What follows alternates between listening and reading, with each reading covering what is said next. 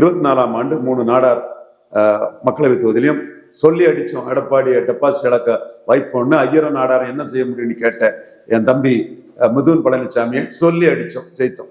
ஆனால் நாங்கள் 15 விழுக்காடுக்குள்ள ஐயா எடப்பாடி பழனிசாமியை நிறுத்துவோம்னு சொன்னோம். ஐயா 20 விழுக்காடு வந்துட்டாரு. அது ஐயாவுக்கு ஒரு ஆதரவாட்டு வன்னியர்களும் தேமுதிக விஜயகாந்த் சிம்பதியும் அவருக்கு அந்த ஹெல்ப்பை பண்ணி கொடுத்துட்டு 20 விழுக்காடு. அப்போ அவர் என்ன கிளைம் பண்றாரு? 20 விழுக்காடும் தன் தலைமைக்கு விழுந்ததுன்னு கிளைம் பண்றாரு. நியாயம் தானே? நாங்களே உண்மையை ஒத்துக்கிறோம். அவ்வளோ 15 விழுக்காட்டுல நிறுத்துவோம்னு சொன்ன நாங்க மற்றதுலாம் ஜெயித்துட்டோம், 10-8க்கு மேல ஜெயித்துட்டோம். ஆனா இதுல அவர் 20 விழுக்காடு வந்துட்டார். 20 தன் தலைமைக்கு உள்ளதுங்கிறார். ரெட்டலையாவது ஒன்னாதாங்கிற அளவுக்கு தான் ரெட்டலை. சேலத்துல 38, திருநெல்வேலி 8.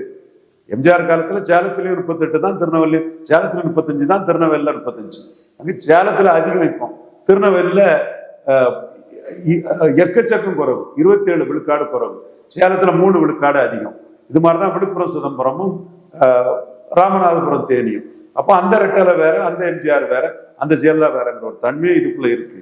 என்றாலும் சைதை துரைசாமி அண்ணன்லாம் சொல்ற மாதிரி ரெட்டலை இருந்தனால தானப்பா இவ்வளவு வருது, நீ எம்ஜிஆருக்கு சின்னம் இருந்தும் இவ்வளவு வருதுங்கிறத நீ ஏன் மறைக்கிற அப்படின்னு சைதை துரைசாமி அண்ணன் போன்றவர்கள் நம்மகிட்ட கேட்குறாங்க.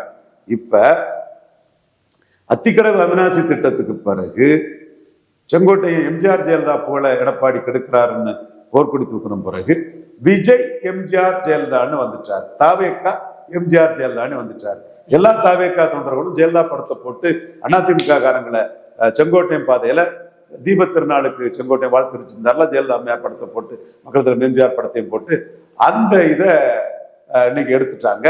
அப்போ திமுகவுக்கு எதிராக எம்ஜிஆர் ஜெயலலிதா, ஜெயலலிதா எம்ஜிஆர் உயிரோடு இருக்கிறது வரை திமுக ஆட்சிக்கு வரல, ஜெயலலிதா உயிரோடு இருக்கிறது வரை திமுக ஆட்சிக்கு கடைசியில ஜெயலலிதா முதல்வராக தான் இருந்தாங்க. அப்போ இதை மையமா வச்சு எம்ஜிஆர் ஜெயலலிதான்னு ஆரம்பிச்சுட்டாங்க. இதுக்கு எஃபெக்ட் இருக்குமா இல்லையான்னு சொன்னா